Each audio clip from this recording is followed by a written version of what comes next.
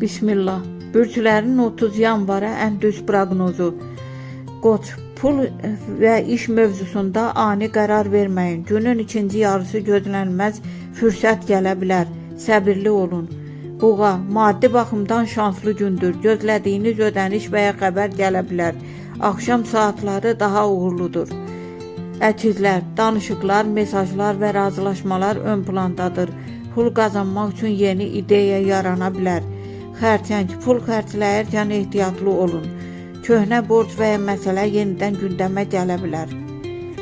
Şir, şans sizdən yanadır. Xüsusilə pul və işlə bağlı gözlənilməz sevindirici xəbər mümkündür. Planlı qız, planlı davranan qazanacaq. Kiçik amma stabil qazanc görünür. Risk etməyin.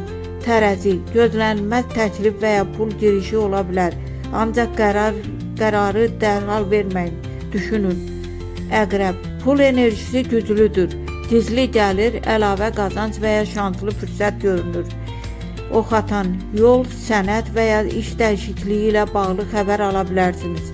Maddi baxımdan irəliləyiş var. Oğlaq, ən güclü günlərdən biridir. Zəhmətinizin qarşısını ala bilərsiniz. Pul artımı mümkündür.